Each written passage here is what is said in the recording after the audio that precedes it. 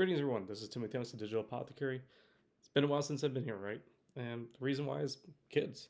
Kids have been eating up so much time for me. They, seriously, like, it's so tough when you have children that are just screaming for daddy, mommy, and you like to do your recordings in the evening. And they're old enough now, so it's been a little bit easier. So I'm trying to get back into these things. And you know what I thought to myself is, so I want to record. I love talking about digital health. I love talking about technology. I love talking about what is the future holding for pharmacists, future pharmacy. Let's talk about why not ChatGPT, right? Everyone else is talking about it, so why shouldn't I after all? And when I look at ChatGPT, I think one of the reasons why this has been really blowing a lot of people's brains is because this is like the first time for many people that you can get to actually ask the AI system questions. Not many of us can. I've seen some AI platforms over years when people demo things to me, different products, different startups and such, and saying, "Hey, like, look at this system and such." And I've always been quite fascinated. I've had my existentialist, crisis where I was like, "Am I going to be out of a job? Is this really going to kill me in terms of like what I can do in my life?" Um, and I went through that process. I think I'm seeing a lot of other people go through the same kind of issue right now. Holy crap, here's AI. I've never gone to see it. But the thing is, AI has been there. AI is we've seen on television, whether it's like Deep Blue and other IBM AI systems, crushing it in like chess, Go. We hear about like AI driving cars and everything else like that. So these systems aren't brand new. It's just for many of us, even the AI and the algorithms that play have always been like in the background. They've always been influencing doing things, but we never had an active thing like you could do something with it. Like chatbots, like people think like Alexa, Siri, things like that. They're just pulling things from the web, right? But then this thing comes along and you can start asking it questions. And I've seen people like testing it, like making it do SAT questions, like, oh, it's answering these things, it's can pass the bar questions, it can do all these types of stuff. So yeah, I think it's really kind of cool because we're getting to the point where people can actually see and play with something that traditionally we have not been able to, and I think it's opening up a lot of these questions that need to be asked. So today what I really want to drive through is my own personal experience playing with ChatGPT, um, things I've noticed, things that stand out to me, trying to use this to really segue into to talk about what is the role for AI stuff in pharmacy and what do we need to think about. So let's get into it. So let me as I plug into the system, go in here, if you haven't seen it, basically what comes into is ChatGPT is all about what I would say is prompts, like making good prompts. Like I've seen people do like silly stuff on here. Like they'll be like, I can go in here and be like, write me a poem um, about omeprazole. Uh, there. Omeprazole, oh little pill, so small and yet so powerful still. You work your magic deep inside to help with troubles we can't hide. Gone are the days of tummy aches, no more burning, no more pains. I'm not gonna keep reading this, but yeah, okay. So people are here like, oh, let's play with this ChatGPT and ask it like simple, silly questions and everything else. And hey, look what I did. It's cool. That's great. And then it turns into inevitably, what else can it do? So one of the reasons I think we've been hearing like ChatGPT being like crashing is the fact that people are saying, oh, it's the end of the semester, and people are like doing the term papers and everything on it right now, right? So is that true? I don't. Maybe. Oh wait, is that possible? Wait, I'm a professor. Can my students do work on this? And that's actually what happened to me first. My first instinct when I saw this was it's free, it's out there because they're collecting data, they want people to learn from it, and naturally, could my students use this to do work? I mean, 10 to 20% of my grading is like low hanging fruits, whether it's questions I put on Blackboard and quizzes, reflections, short essays. Ooh, can this do this? Like, what happens if I go in here and say, like, write me a 500 word reflection about pharmacogenomics? Um, keep it focused around the practice of pharmacy, and just put it in there. What would it do? Oh no, oh no, it's writing something. And here's a catch. I've been playing with this thing. What I've realized is that again, I come back to the prompts. If I use a rubric, and on my rubric I say answer the following, make sure you mention these things. If you don't, you get right points, right? Well, I just put in the prompt, make sure you talk about X, Y, Z. Even if they say questions. Make sure you answer the following questions, and it does it. It does it pretty well. Now the thing is, like, you look at this, it's writing all this, and someone say, well, they put this in. That means when they copy and paste it over, and someone else does the same thing, that means it's going to basically get picked up, right? But no, like, if I hit try again, it's going to actually change some of this stuff around. If I use SureSign and turn it in, it's not going to pick this stuff up. That is the stuff that's a little concerning to me at the end of the day. That's actually what I think should stand out to us in academia.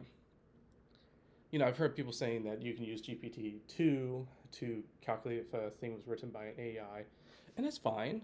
But I don't have access to GPT-2, and it's not going to be building into my learning management system, which makes my work way harder. Because what I'm going to do is download every person's work, upload it up there, and say, "Hey, test this to see if." No, none of us are going to do that. And I've heard some people saying that this could have a way to be built in by the creators that can actually detect and say, "Hey, this actually looks like there's things hidden here to show you if someone has used an AI bot to do things," and that's great. But if I use this as an outline and I go in and I change 25% of it, I don't think my software is going to be picking it up, at least not turning in such. And is Blackboard going to pay to acquire the thing to detect? Those are hard questions we got to think about. But as it stands, I would say reflections and like even simple stuff it can do. What if you're in class and you have a class and you pop up a question quickly on the board and you're like, blah, blah, blah, blah. What is the first line treatments for hypertension? Or that, like, what test is used to monitor XYZ for blah, blah, blah. Give answer less than, I don't know, 50 words. So something pops up in class, it's like, hey, here's the thing. And, instead of someone going and like reaching to Google and be like, hey, Google, tell me what's going on, and it's like, oh, okay, well, there's something. What does it put down? Aces and arbs. Is it right? No. And here's where we come to the thing. What I have found playing with the system is that it is delightfully good at what some people are calling elegant bullcrap, which I think is good in some ways because it's supposed to be conversational. So that's why it does well in reflections. It can do simple essays and stuff like that really well. But then like answering simple questions, you have to be careful with the prompts. I've had some that does really well, some that does really bad at. But it can also do other things really, really cool. Like I'd be like, give me a summary of the prove it study, detail, study background, methodology, results, and implications to clinical practice. Explain in, let's say, 600 words. And then we pump that in. And there it goes. Prove It is basically the Proud Center for Evaluation Infection Therapy trial, which was, was a study that was done where I love this. It's one of those few studies I always go back to. It's like where the researchers put out really negative result in like a big name journal, and it came down to this really changed a lot of things in terms of like why use the value of high intensity statins at the end of the day. But look at this thing go. It's just going. It's summarizing key things. I'm not going to go right now and belay you about like the accuracy and stuff like this, but like it's talking like it knows what it's talking about. And I would look at this and like, could someone just use this to quickly learn information and such? And this way, I have to take a step back and say, is it really good or bad with it? It's actually not really connected to the internet, pulling a lot of information from it. And this is built on GPT-3, I think, and we have GPT-4 on the horizon. So those things are like on my mind right now. I'm just like, how good can this get? Other things that I started thinking about was, does this, could I start making questions? If students are going to like use this thing to do work, like, two can play at this game. Why don't I start making questions? Why don't I try making exam questions on here, right?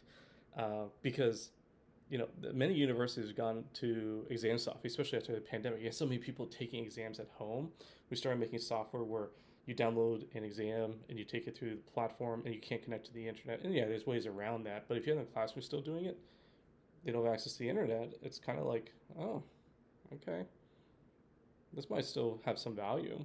So what if I go in here and say, create a pharmacy therapeutic question about, I don't know, choose something simple like hypertension. Yeah, I can do gout or whatever else. Maybe we'll come back to that. Use a case-based design, include comorbidities and medications, include relevant labs. And again, I'm rushing this. You can actually make really good prompts around this, and the better you make your prompts, the better the questions look. But I just want to show you like how this thing actually will spit things out, because it does it fast. I can go in here like give rationale, and let's see what it does. Ooh. So a patient with hypertension, type 2 diabetes, and CKD who is currently taking lisinopril and metformin, is the addition of a thiazide diuretic appropriate to control blood pressure and reduce the risk of cardiovascular events? Ah, see, like this is actually not good. So my prompt is actually lacking here. As you see, I've done this before, so it's not doing really what I wanted it to do. But what I was hoping it would do is make a multiple choice. Let me just say, recreate question as a case-based multiple choice question. So let's see if it does instead different. And as you see, it's asking the same thing, blah, blah, blah. Okay, there we go. Now it's giving 3 answers. Okay. Redo question with rationale now. Okay, so that's going. And there we go, blah, blah, blah. And I could probably say, only 4 multiple choice questions. 4 multiple choice options. And now it's giving me an answer. It's giving a rationale, and it's giving an interesting rationale. I've actually made some questions on here. I was just testing, and it actually challenged me because there was one question I made where I thought, this is pretty good, and the thing had a different rationale for a different answer I wouldn't have chosen. But the way it rationalized it, I could see a student actually asking me after an exam, like, hey, that question was fair. Like in this situation, you weren't really specific, and I would have chosen this, and this thing actually gave a rationale for the question I created. I was like, oh, geez, if a student had said the same thing, I would be forced to go back to the exam and include those 2 different options possibly. So it was quite fascinating for that. But here's the thing. So we look at this and we're like, okay, change question to only 4 options to create 3 similar questions. Let's see if that's too much for it, but let's see what it does. So as it goes along, so why does this stand out to me? It's like it takes me a long time to develop questions and takes different things like that. Is this something that we think about in terms of academics, like how we can actually use this stuff to actually create work and create stuff? Because it's fast, and the key thing is if it creates stuff and I go back and I just review and say, hey, can I use this and blah blah blah? Can I use this for other stuff? And I think this comes down to the underlying issue why I'm a little hesitant to include ChatGPT introduction to students at this current time. I don't know what the limitations are. And the one thing is I can ask stuff with this technology right now, and I have the clinical knowledge. And this is where I've been bold in the past when we've dealt with these kind of platforms in the past, is that I'm supposed to be a subject matter expert. I have a degree, I have experience in clinical work, blah, blah, blah. I know therapeutic areas I'm good at. So I can push it and see where I can break it. And I think a lot of people, and this is where I've had issues with introducing this to other people, is they want to break it right away instead of explain what are the possibilities. And I think the key thing is what are the limitations? Where does it do well? What does it do bad? My concern right now is especially for my pharmacy students is that they get into here and start using it, and because they lack a high level of clinical knowledge as of yet, because the students still haven't finished their degree, they may not be able to say, hey, this is actually a good or bad answer objectively. To a certain extent. So some of the low key work I talked about before, reflections, some simple essays and such, yeah, I think we could all get away with that. But once you start getting to asking really high end tier questions, it might not be able to do a good job. And that was actually one of the issues I had with this early on, is I was trying to make heart failure questions, and SGLT2s have been approved now for treatment of basically all heart failure, whether it's heart failure preserved ejection fraction, heart failure reduced ejection fraction. And one of the things that was making these questions why is it not giving SGLT2 as an answer? And I asked the platform, I was like, can SGLT2s be used for heart failure? It says no. And I asked why. And it's like, oh, per the FDA document for 2016. I was like, oh, now it's not getting the right answer. But then I went back the next day and played with it, and then it gave me SGLT2s for heart failure. So I don't know if it was feedback or something else or whatever happened, but it's not always going to do the right thing. And again, it's all about prompts and how you play with it. So my takeaway is like from a clinical sense, it's not going to be perfect or great, but I am recognizing it's only soon, maybe 2023. This stuff has been in the works for a long time, and this is just playing, like on language. Um, what happens when you say hypothetically a Walters Kluwer or another drug information database says, "Hey, I want to create a software or service that uses this type of technology." And what could they do? Like, could you imagine like someone comes along and says like, instead of going on to like, let's say Lexicomp and be like, bring up the drug monograph for this and go to a section on dosing and such, I just type into this thing and there's a search bar top and be like, what's first line therapy for a patient with XYZ, or in a patient with the creatinine clearance of this, or maybe I don't have to put the creatinine clearance, right? Maybe I could just put down the serum creatinine and some other things. And, we have up to date already built into the EHR. Up to date is another thing. We start asking questions and it's pulling the information from those databases and artfully delivering it in such a way. So could my curbside consults and questions be like, ask the bot? Up to date is used heavily, and adding this technology is another layer. I think is going to be a key thing, and that's the stuff I want to think about. That's the stuff I want to start asking now. We can play with this all we want, but it's very easy to say, "Hey, it's not doing the right answer right now," because we know what the limits are. But like the question should be is like, what happens when it starts building into other things? Because again, I come back to it, like there's been other AI systems in the past, and even right now, like we talk about radiology, like there's always been a concern about like image capturing and how well it does things like that. And I I will not be surprised if we get to a point where someone says, verification for medications can be easily done by image capturing and AI at some point. Do you need to do visual verification? And even like things like this, like could you imagine we get to the point where a script comes in, either handwritten or e-prescribed, goes to the system and it's like, hey, this stuff looks at and copies over and says there's a prescription and such, runs it through and says, does this make sense? Or here's some drug interactions you need to think about. And the first pass of pharmacy verification is actually handled by an AI bot. And depending on what the medication was and how risky it is, maybe it's like a refill. If it looks about the same and nothing else to stand out and no other medications you come across, it's like send it to a technician to sign off on and then dispense it to the patient, right? Or do you get to a point where it's like, oh, there's been other medications added as well, more challenging side effects, drug interactions possibly, or some new medication. So it does some initial pharmacy verification process and then goes to a pharmacist that's, in a remote setting that has to do like, second pass or even third pass of this stuff. But while it's doing that, it's going to be learning from how pharmacists act and react to these types of situations. So it's going to be constantly adapting that. Yeah, it'll get better and better and better with it. I think that's where we have to really think about this is that this is where that stuff goes. And that's what we have to really consider in terms of the implications is like, how do all these different AI models and different things exist in different sectors? Like whether it's image, whether it's like knowledge, communication, how it does these things. Like, do we get to a point where, pharmacists are not in a pharmacy anymore because we've gotten remote verification and over 90 could be handled by something like this, like offering counseling? Like, what if we come to AI and be like, you know, what are counseling tips around metformin? Is it gonna? Okay, so it's gonna give us some information. And yeah, I've already done this. Um, but this could be like, what a pharmacist should think about, like discuss the potential of metformin, explain the proper dosing. But again, like some of this stuff sounds like you could like put any other medication there, but some is like, okay, the GI side effect, like that's true. Um, so there's going to be different levels to this. I think it's really key. And this is just counseling to the pharmacist aspect. And that's pretty cool, right? The pharmacist will be like, hey, what do I need to talk counsel about? Maybe this is an option. But, patient could put in there, like, what do I need to know about taking this medication? And get something out like this.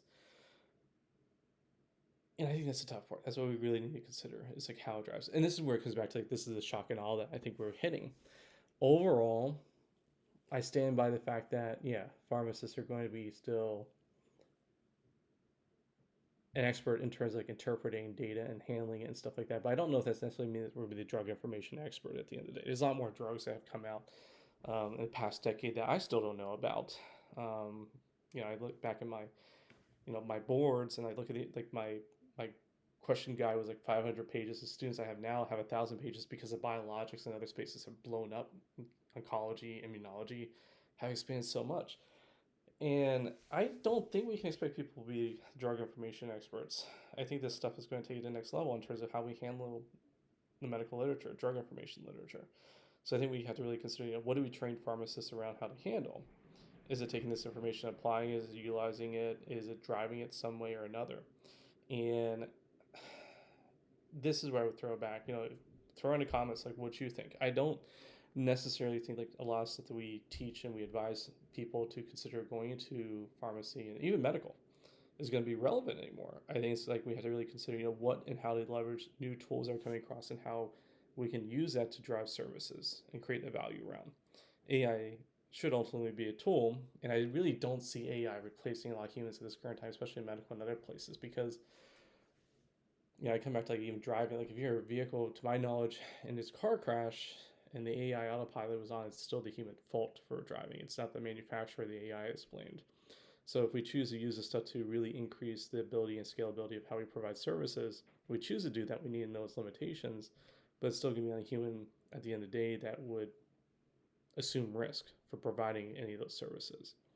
Um, and I think it's going to be the nitty gritty is like how much you rely on your human capital to leverage these tools, help develop, like give input into developing and making them better. And then can we envision, how that can expand what we can or cannot do at the end of the day and how to build it in. So this is like my initial, thoughts around ChatGPT. Um, and I think I'm really excited to see how this starts really building into a lot of stuff we do these days. I see like a lot of social aspects as well. You're gonna go like a booking website instead of like, hey, I'm gonna fly. When you're taking a flight, like drop down menus like, hey, you're gonna do this, this, this, and but you're gonna get to the point where you just go in, you just put in like, a query. I want to fly these dates. I want to go. I want to fly from this airport to that airport. I want to around this time and such.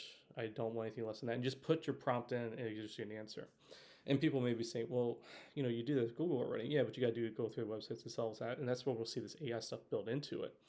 And the other thing that has always stood out to me is Google has some great chatbots and other things already built into their systems. But like, why don't they use it? Well, how does Google make money, right? They make money from ads. They make money from that platform. You search something and you get referred ads. So how do you build ads into a prompt? Like, do you want to like make a prompt and say, hey, you should look at this website or this product and it can do this? Like, okay, and then people are going to turn away from it. So we know this technology exists. We have to think about like, how do we build it into our service and such like that. And that's where Google, all these other companies have to figure it out at the end of the day. Especially around advertisements, and that's the generating tool. Whether that's Twitter, Google, Facebook, Apple, or the other three. Um, at the end of the day, like, that's maybe why they're a little bit like, when do we want to, bite the bullet and do this thing? Is that the same thing with like also, pharmacy? Even with their drug information tools, do we get to the point where it's like, hey, we don't really want to roll this out too much because then like if pharmacists aren't going to be working because these other tools are out there, then they might not hire other status quo systems. I wonder if that's could be something that comes downstream too. Maybe it's the same kind of issue. Like why pay for like 60 licenses for 60 pharmacists if people like fire like 10 pharmacists because these tools supplant them? you know how do we balance out the ledger at the end of the day, still make a profit? So I think there's going to be some limits in terms of how quick and how soon we'll see some of this stuff rolled out because of that reason, in terms of how we think about the economics of use. But I think it's going to be inevitable. And I think in the meantime, we need to really challenge and think to ourselves, how do we embed and start using this stuff? How does it impact how people think about interpreting literature? How does it impact how we get information, how our patients get information, how we process and get information ourselves and use it, how we do our work? I think that's going to be the key things to take into consideration. So again, thank you for listening. It's been a joy to come back and talk about. I love this stuff. If you want to also post things that you think I should look into, I'm hoping to get back into doing more product reviews or talking about more things out there that I've always been holding dear. I want to get back to talk about like digital medicines, digital therapeutics, remote patient monitoring, hospital at home, and all that stuff. We're coming out of the different things that have been done over the pandemic, highlight like that stuff, and what that means going into the future. But again, thanks for listening. It was great. You guys all take care. Have a good day.